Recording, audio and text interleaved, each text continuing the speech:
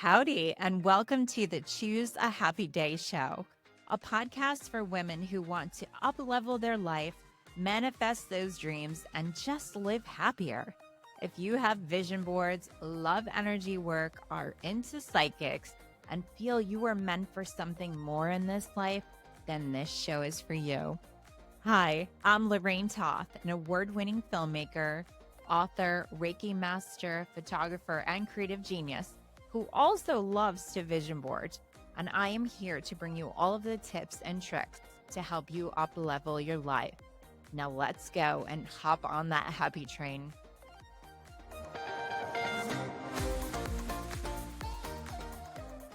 All right, welcome back to the Choose a Happy Day show. Today I have a very special guest, Nicholas Calais from Being One World, correct? Yes. All right, and Nicholas is here to talk about what? Mindfulness? Yeah, Woo!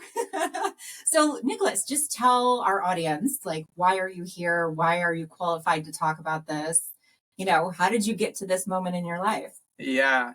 So that's a long story. Yes. The short answer, well, I'm here because you invited me. I am. And we should probably tell them how we met, right? Yeah. So I did a book event at Cohoes, and you came up to buy a couple of books. Yes. And then I think I read your card and that you were in this mindfulness spiritual space. And I was like, we need to be friends and I need you as a podcast guest. Yeah. Right? Yeah. And you also, you saw the heart, the pendant that I wear. Yes. Yes. And for those who are watching on YouTube, the heart. Yeah. Yes. Okay. And then that's how we got here. Yes. And then I stalked your website and I have a list of questions for him today. Yeah. Yeah. And the first one was, why can you now help people?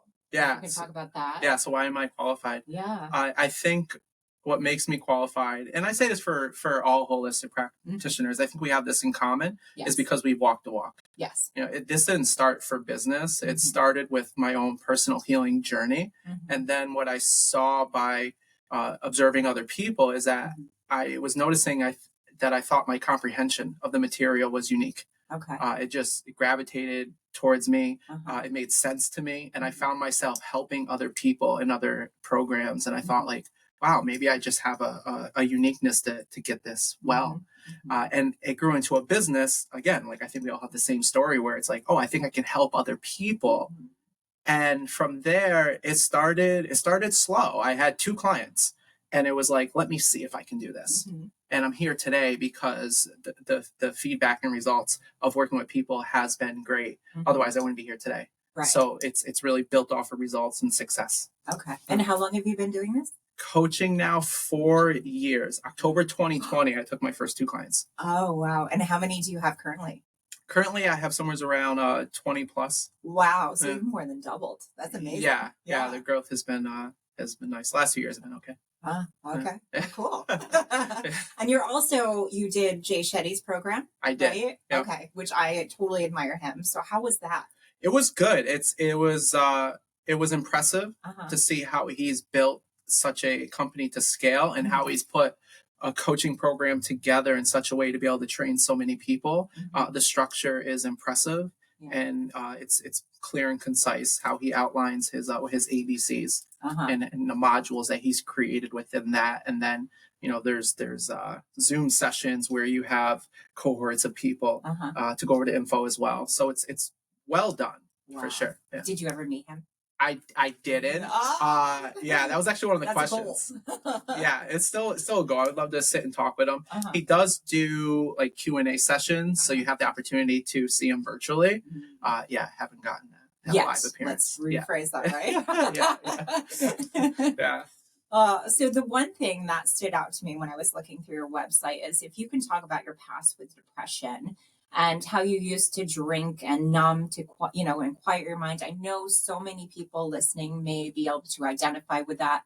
And I personally know people that drink just to numb the pain, right? Yeah. So if you can just talk about, that and your first experience releasing that negative energy. Yeah, that's so up until recently, even, all the layers of the onion, I didn't fully understand what was causing me this depression I was experiencing. It was odd because at the time, if I recall back to it, it came seemingly out of nowhere. There would just be a day where I just felt really down. I didn't want to be here. And yet I found myself, if you call it good at compartmentalizing, where I was always big on not projecting onto other people something that had nothing to do with them. So like most people, like no one knew what I was experiencing, and I would put on a happy face. Yeah, it was weird. And then I knew it would go away. Like usually 2-3 days at the most, and then it would go away. So that's the most I understood at the time. It was like a cycle that would come out of nowhere, and if I can just hold out, it would go away, and I would just feel like my normal self. Yeah. Now, through the journey I've had looking back, what I can see as the source of that was a sense of lacking self. One of the things I would say I recovered from is being a people pleaser. And what I realize now is I had not even like, I lacked healthy boundaries, and I lacked boundaries altogether. Yes. I didn't even know the concept. And so what I realized is I was losing myself, subconsciously becoming other people to please everyone else around us. Yes. So there was like 50 versions of me. Yeah, I didn't have a grasp of like the authentic version of me. And it seems now through just the journey and the research I've done is that was what was causing it. It was just a disconnect of self. Wow. Yeah, and how old were you when you were doing this?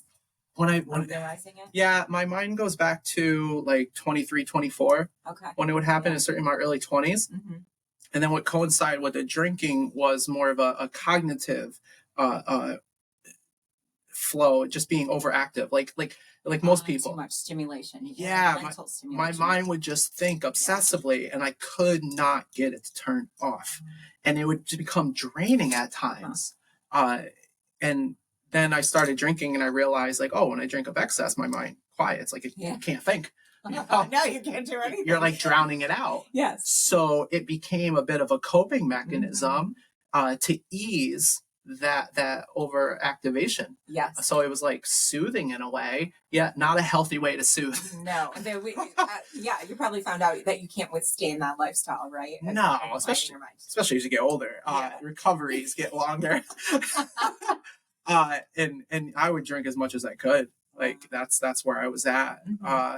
And then what's interesting, fast forward to today, is naturally my interest in drinking has significantly decreased. Yes. And I say it that way because, we have a lot of coping in the world where people will notice an issue and then go against themselves to stop it. Like, I have to stop drinking because it's an issue. Yes. Where for me, it didn't happen that way. I just started working on internally. And what I found out is when you truly start to remedy the pain and the trauma, then it's natural that you no longer need to cope. Yes. So the things that you once found interesting, you're just not interested anymore. I agree. And it wasn't an overnight thing. Like, it got to where I don't get hammered anymore. It got to I can have 3 drinks and I'm fine. And then one day it became I'll take a water. Yeah. And I can go without, and it's no big deal. Yeah. And you don't miss that anymore? Not at all. Not at all. If it's so freeing. I look at the example of some people get drunk first to be able to dance. It's so freeing when you can dance without needing to get drunk first. Yes. Yeah, I agree. Yeah. And this is going to air perfect timing, right? Because everyone does dry January. Yeah. So here you go, guys, Honestly, I would say for anyone, if you drink of excess, you may tell yourself you're doing it for fun. More than likely, though, you're doing it because you're coping. If you're not comfortable with your sober self to go out and have fun, there's an issue there. Yeah, I agree. Yeah. I recently got back from Costa Rica, and I decided while I was there to stop drinking. I did a solo trip to Costa Rica for 2 weeks, and I was staying at the spiritual retreat place, and I just stopped drinking, like even just the glass of wine. Like I haven't had a drink since Costa Rica, and it feels great every day to wake up with such clarity and like to really truly be in touch with myself, and to be able to go out to a restaurant and not order a wine, I'll order a water. Right. So I feel like there's self-empowerment in that aspect too. Yeah, absolutely. Yeah. You found that. Yeah. Yeah. It feels good. Yeah. It feels good. All right. Well, cool. Yeah. So can you talk about ego and how you discovered about that through the Eckhart Tolle book? Because did I say right, Tolle? Yeah. Because I actually have had that book on my bookshelf for years and not read it yet. So now I need to read it. Gotcha. How did you identify, it's ego in my way? So first and foremost, I got to say, I've read at this point near 100 books in this kind of stuff.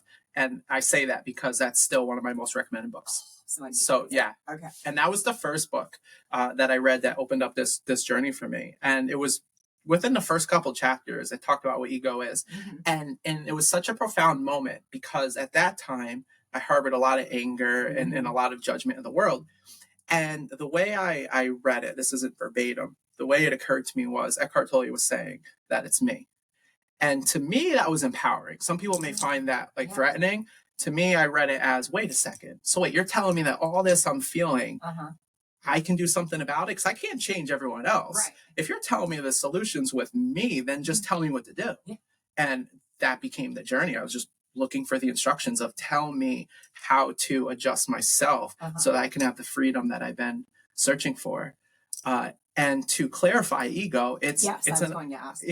It's the identity of oneself. And another way to say that practically, it's our opinion of self. It is not a fundamental truth. It's not our authentic self. It's just a judgment, layers of judgment of ourself. So can you give an example? So someone's listening, they're like, what is ego? What does he mean? Can you give an example? This is a big example that used to cause me a lot of like fights and frustrations and arguments. I was big playing basketball. And then I realized where all of this aggression came from is I was defending a false identity. And that identity was I am an athlete or I am a basketball player. So that if someone said something in my mind that challenged that identity, I had to defend that. And the only thing that defends itself is an ego. A truth doesn't need defense. It just is. See. All right, there you go. That's ego, right? All right, so you say go read this book. Absolutely. They can understand. Yeah. Ego. Okay. Yeah, that's a big recommendation of mine. All right, perfect. So next, can we talk about mindfulness and how it plays out in everyday life and why it's important? But probably we should clarify, what is mindfulness, right? Yeah, it's being fully present with our full awareness, with all of our senses, being in this moment. And the example I've been using lately to get people to experience that is, taking a conscious breath. And then I'll ask the question of, can you take that breath in the past? No. No. And can you take that breath in the future? No. No. And so this is how conscious breathing promotes us to being in this present moment, because the only place you can take a breath is now. Oh. And that's being present. That's being mindful. Okay. So be mindful of like right here, right now. That's all there is. Okay. So when people get anxiety, it's because they're thinking too much in the future or the past? That's generally the understanding behind it. Anxiety is if you're thinking something of the future. Sadness, depression, sorrow is thinking of the past. Right. Another part in anxiety is not just thinking of the future or worrying about the future. It's the mind thinking that it's not going to be able to handle what it perceives is going to happen. Yes. Which ironically generally never actually happens. Right. So we're scaring ourselves from an illusion of what we think we're not going to be able to handle. And the thing we're thinking of that we're not going to be able to handle, we're making up to begin with. Right. So stay in the current moment. Yes. Mindfulness. All right. That's our perfect. So if you can, give a tip, how can our listeners be more mindful, I guess, with their everyday life? Yeah. Just like tune in with the breath. A big thing is conscious breathing. That's really the go-to. A lot of mindfulness, the tools and the tips, they're really practical and simple. The challenge is practicing it. And so when I first, again, going back to A New Earth, and that's one of the things he teaches. Yes, the Eckhart Tolle book, guys. when I first started practicing meditation, which also I started doing a few minutes, like 5 tops is where I started. Yes. Right? So when you hear people talk about these long durations of meditation, next to nobody starts with those. We all start doing a couple minutes what we can, and we just stretch that out. Yes. And conscious breathing was another one. So throughout the day, I'd periodically remember to just consciously breathe. Yeah, like breathe in, breathe out, right? Yeah. Because we sometimes hold our breath, right? Or shallow breathing, right? Well, either that or we're subconsciously breathing. It's an automatic process that our mind's just doing, like our heartbeat. You're not thinking about, no one's consciously making the heart beat. It's just doing it. It's a survival system.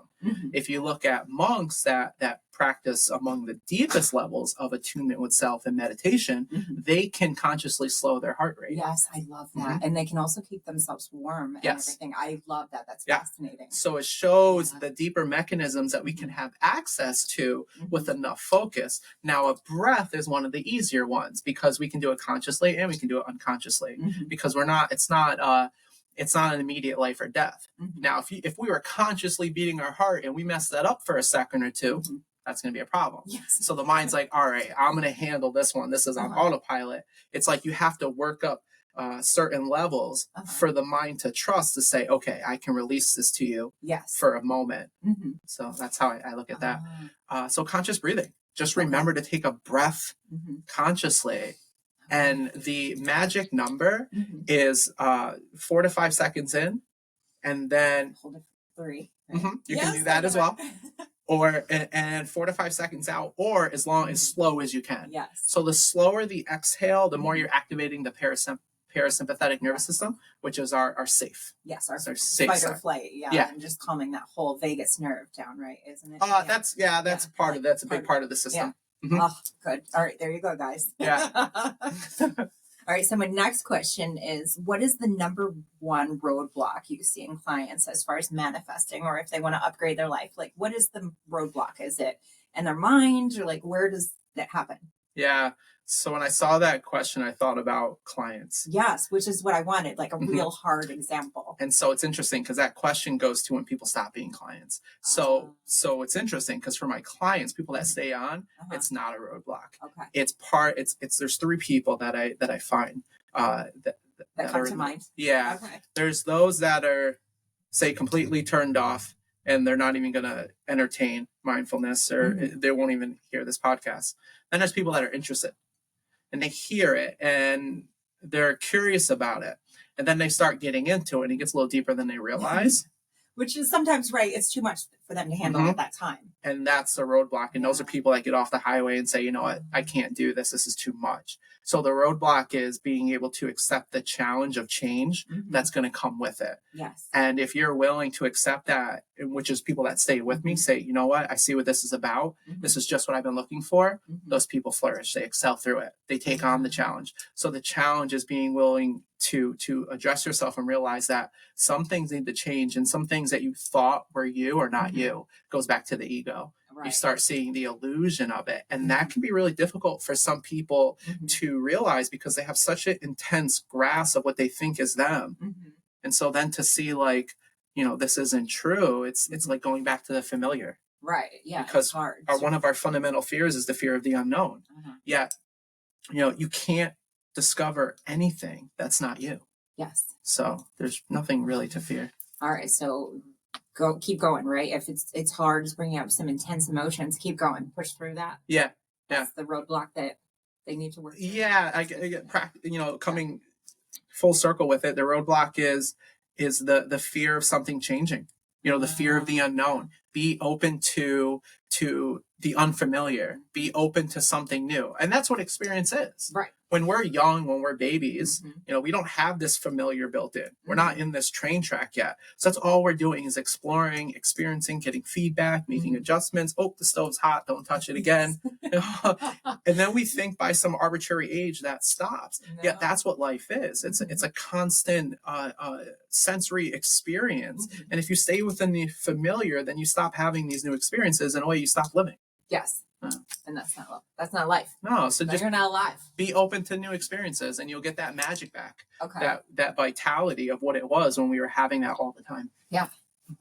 Very nice. All right. So my next question was, give 2 questions you ask clients so they can get in touch with themselves and what they truly want. So let's pretend we have a client, Amy.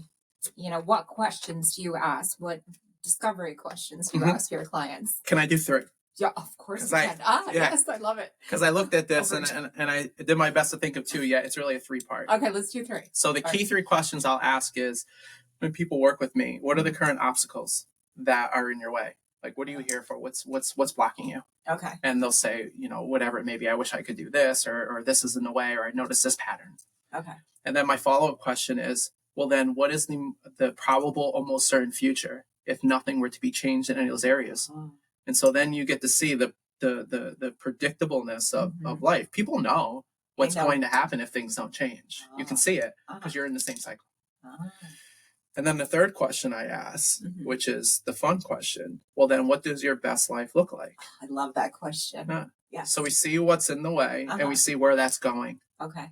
And then we look at what you want to be, even though you don't know how to get there. Okay. And that's why you work with a coach, because it helps lay the path that is mystified in the unknown of how to get there. And so, of course, you have to have the faith and trust that it's possible, which is a big thing to mind. Yes. It has to first accept it as being possible. And then the path, that's the discovery. That's the magic. That's the journey of entrepreneurship. Yes. You have a vision. You do. You may even think you know how you're going to get there. And you don't always get there, but you may not get there that way. Yes. And I can promise every entrepreneur in the world, whether they had the most detailed plan, whether they say it happened completely different, one way, shape, or form, it doesn't happen exactly the way you thought it was going to happen. Never. Yet you discover it on your way. Yes. Yeah. So those are my three questions. I love those questions. So what do you hear? Is it usually like, I don't have enough money, or I'm stuck in this marriage, or like, is there a common theme? Well, I'll tell you what's not a theme. It's rarely ever about money. Money hardly ever comes up. That's never the roadblock. No, it's really not. It doesn't come up at all. I find that so fascinating. Wow. Yeah. It's people, what they say it in many different ways. It's people just wanting to be themselves, to be free. Really? Yeah. Free to be authentic and true to themselves. Just to be themselves. I love that. I mean, everything comes naturally from that. What we don't realize is the majority of us, 99% easily, are suffering some type of emotional wounds, some type of trauma. And the way I speak about trauma is not always intense as that word may sound. It's an emotional event that happens where the mind hasn't fully processed that emotion. And so that's how triggers also get established. And then that holds us back, because that starts forging the bars of our cage of this predictable life we're in. Okay. And so the key is learning how to process fully emotions, which some we do naturally because they aren't that intense. It's what are the ones that got stuck? Yes. And why are they stuck? And we have to shift that perception in a way. And one of the ways I help people understand that is by learning the scales of consciousness. So in short, emotion is processed through the higher vibrations, which love is one of those. Yes. And the lower areas where emotions get stuck is in the area of like shame, guilt, apathy, grief, fear, pride, desire, anger. Anger is one of them. Those are the bottom 8. And then courage is the bridge. Yes. Fun fact about courage, it's comes from a Latin word cor, C-O-R, which means heart. Oh, corazón, mi corazón. Yeah. My heart, right? You're Spanish for heart. Yes. So going back to, what do people want? I think we all want the same thing. We want to be free. We want to be able to be ourselves. Do you want to be happy? Because this is the Happy Day podcast. Or you can say it's having unconditional love for self. Yes. Okay. And that's hard to do because a lot of people, we haven't received it. And that's not any one person's fault. It's just a cycle of, well, because maybe your parents didn't have it. Well, what was their life like? Well, maybe their grandparents didn't have it. And you follow the chain, and what you find out at the origin, if you go far enough back, is it all roots in an innocence of a child that was born into the world, and the way things were, things happen. We developed a way to protect ourselves, yet that protection starts shielding some of our love, our heart. Yes. And so then when we have children, we're coming from a wounded place. And then most of the time we're teaching them how to stay safe, how to stay protective. So we're passing on the coping mechanism, not the openness, not the healing, not the love, because that's not safe. That's how you got hurt. Right. And so we keep teaching ourselves over and over again how to shield our heart instead of opening it. Oh, I love it. So you're kind of like GPS. Yeah. Your life. Yeah. That's a GPS. Yeah. So if you guys need GPS for your life. That's a great way to say it. Like if you're going from New York to California, you'll get there. You need a map. Yeah. Right? If you get there without a map, you keep going west, you'll get there. Yet your journey is going to be much longer than it needs to be. All right. So they can hire you to get GPS for their life. Yes. Okay. We will condense time frames significantly. And what is the average amount of time that you need to work with a client? That's a great question. It's really up to them, how much they take it on, how much they do outside of sessions. Like some of my clients that really flourish, and I encourage this, is they're learning other things in addition to our sessions. They start getting into other podcasts or other YouTube videos. And I love when people come back and say, oh, I watched this, or I heard this person. That's great, because you need more than just the 1 hour at a time that you're going to work with me. Oh, that's great. So they can dive in and transform their life. Absolutely. And I'll certainly recommend some reading materials too. So it's a handful of books that you can read that also help. Yes, I saw that on your website. Yeah. We should probably tell them what your website is now so they can go look at those books. We can do that. Why don't we? Do you want to tell them? Beingoneworld.com. And that's the name of your company, right? Yeah. So how did that come about? Yeah, when I was thinking about the company name and where I was at the time, I was thinking about globally, we don't have an agreement on how to live. And if we had an agreement, a set of core values and principles that we could agree on, then we would truly be one world. Yes. And these arbitrary lines and borders just wouldn't mean much. Right. And so that's where the name of the company came about, because everything that I focus on, everything I teach and coach and add to what I advocate for is universal to the state of being human, meaning I can work with anyone. It's just about studying how humans work, not about how a certain faith works, not about how a certain ethnicity works. It's about how do we as humans operate. And so that's why I call it Being One World. Oh, I love that. So it's nothing to do with religion or politics. It's just being a human. Yeah. And if you look at the logo, that was carefully thought out of every aspect of that. Has to do with just Homo sapiens, just every human. I love it. Yeah. Oh, that's so great. See, I like hearing these entrepreneurial backstories. It's great. All right. So I have 2 more questions for you. Yes, we have time for those. So if you can just talk about triggers and how they play out in your life. And the reason I'm bringing this up is if you guys go to his website, he has so many testimonials, which were totally engaging. And the one that Melissa wrote on your website is the one I wanted to know about. Just if you can talk about triggers and how they play out in your life. Yeah. Those essentially go back to the bars of the cage. You get something that's been unprocessed. And so the brain is set first and foremost for defense, for protection, for survival. Yes. And so a trigger is an event that once harmed you, and the brain's scanning, looking for it again. So when something comes up that it thinks it's the same thing, you unconsciously go into a defensive reactive mode. Yeah, and you can feel it just comes on. There's a shift. All of a sudden you might get into a bad mood or an attitude comes up. It's all defense and protection of something else that wasn't healed. For that one, I did read that testimony. I didn't see her mention that specifically. Yet something that I can talk deeply about is a severe one I had with myself around time. Okay. And that made it really difficult when I got into business, especially sales, because if somebody was, say, a minute or 2 late, I would get triggered. Yet it wasn't ever anything that person was doing. So why was that happening? Well, because when I was a child, my father would often not show up to pick me up. So I became really sensitive to time. Okay. Yet that makes it challenging when now you're an adult and say you're waiting for a session to start. And it's not helpful if a client, say, is 2 minutes late. And then when you get triggered, not only does it shift how you feel, what is important for people to realize is your mind unconsciously goes back to the moment in which that traumatic incident happened, because in a way it's like frozen in time. So my mind was going back to the little 5-year-old, 6-year-old boy. And then that's what becomes in the driver's seat, so to speak. So now there's a 6-year-old boy with this client. Okay. That doesn't work. Yeah. So there's some like negative energy, your heart rate's increasing, right? You're just like a little Yeah, and you start reliving the emotions that are trapped there. Until emotions are processed fully, it's like they're in this cycle, they're trapped. So whatever you experience, so I'm really big on using the wheel of emotions so people can understand. Yeah. So I don't have the whole wheel memorized in detail because it gets a bit. Yet the 6 primary emotions are anger, happy, surprise, disgust, and fear.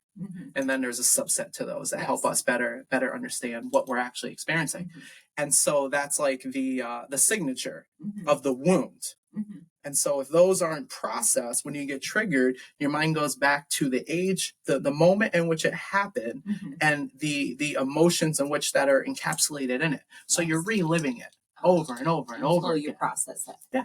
Yeah. So, And then you think it's happening again, which is reinforcing the neural pathways, which strengthens the maps in the brain. And this is what solidifies the experience. Mm-hmm. Not because you actually have to carry it your whole life. It's just because it's being replayed. Yes. And so if you can shift out of that and break the pattern, we now know that neuroplasticity is the essence of the brain being able to change itself throughout life. It's not just you're 25 and that's who you are. Yes. That we realize that's now a myth. Mm-hmm. So if you can find that pattern and shift out of it, eventually you will establish new maps, and the old maps will prune themselves. Ooh. So did you get rid of your map that if people are late, they don't value? Oh, that's good. Yeah. That was one of the most freeing things to get rid of. And it feels so good because when you walk around and your triggers are removed, again, you're just free. Yeah. It's an amazing experience. Some are harder to pull out than others. It's like pulling weeds. Yes. You can go out by yourself and you can pull out some dandelions, and maybe you can pull out like a bush or two. Yet there's certain roots, like a tree, that are so big and so deep, you need a little heavier duty equipment. Yes. And that's where like coaches and spiritual guides and things of that nature, those of us that study to do it in a particular way become helpful. It's not that you can't do it yourself. It's just some of the jobs are a little bigger, so you could use some support. Yes. Yeah. And you can get there quicker, right? And heal and start on your new life. Yeah, because the mind's really good at manipulating itself. Oh, it is. Yeah. So it helps to have an outside person to put things in perspective, or to be an objective line of truth for you. Yeah. And you're not judging them. You're just discovering, right? Asking the questions. Yeah. Oh, I love it. That goes back, if I can speak a little more on that, on the judging part, that comes back to ego. A lot of what I've worked on is minimizing mine, if not zeroing it to the best of my ability. So I call it zeroing out. And so my goal with every client that when we're working with me is that I take I completely out of the equation. So I become the clearest mirror I can. So I tell my clients, it's you with you. I'm merely bringing back to you what you're sharing with me so you can see yourself. And it's just like in the physical world with a rear mirror. It's a lot easier to get ready if you have a mirror. Yes. You probably could get dressed and get yourself together, yet I think most of us, if not all, would miss something. Yeah. So it helps to be able to see yourself. So I become that psychological mirror so that they can see their psyche projected objectively without someone that has a bias on any type of way it has to be for them. Oh, that's so great. That's freeing. All right. So yes, that brings me to, how can they actually work with you? If you could tell them your website, and are you on social media, and are you able to work with someone remotely? That's most of my business is through Zoom. Yeah. Most of my work is through Zoom, and it's so easy. You go to beingoneworld.com and you just book a discovery session. What I've learned is that we can tell whether or not we are aligning with a person or not. And so, there's nothing I can say to sell you on it. My biggest sell is reading the Google reviews and what other people have said that have actually worked with me. And then just book a call. In 45 minutes, you're going to tell for yourself if you like working with me or not. And it's that easy. Yes. And you'll either give me the no thank you, or I'll get back to you, which means no thank you. Or you're going to tell immediately, like, I want to continue this. How do we make this work? And it's that simple. Okay. Yeah. And do they pay for the 45-minute discovery call? No cost. Okay. Yeah. So you guys just go to his website. It says book a discovery call, right? And you fill in your times, and then you call them? Yeah, you'll get right to my scheduling link, and it'll bring you right to my calendar, and we'll have a Zoom scheduled right there. You'll get an email with the link. It's that simple. And we just hop on a call. All right. There you go. No risk. If you want to start your new year off right as your best self, hire a coach. Yeah. Yes. Yeah. Oh, perfect. All right. And then are you on social media? I know you're on Instagram a little. Yeah. So I am Instagram, LinkedIn, Facebook. Okay. All being one world. Make it as easy as I can. One world. Yeah. All right. Yeah. Okay. Perfect. And do you have any events coming up, or where can they, if they want to meet you in person? Amy, I don't have any events coming up in person. Yet. Yet. Yeah. So in 2025, I certainly have a lot of goals of how to grow and expand. So possibly in the near future. Okay. Great. All right. Is there any other one little nugget of wisdom you want to throw out to them so they can have the best 2025? Yeah. Whether you work with me or not, or another coach, or you read one of the books I recommend, Mhm. uh, look within yourself first, because all the answers you seek are internal. If you're judging externally, the world, other people, I promise you it won't get you anywheres. If you can have the courage to look within first and realize that nobody can make you feel any kind of way, it's what you're allowing, and sometimes that might bring about a change that's uncomfortable. I promise you, though, we all have that power and authority within ourselves if we're open to seeking for it. Mhm. Perfect. That's a great nugget. Thank you. Yeah. Well, thank you so much, Nicholas, for being a guest. Yeah, thank you for having me. And for you all watching, remember happiness is a choice. So choose a happy day. Bye.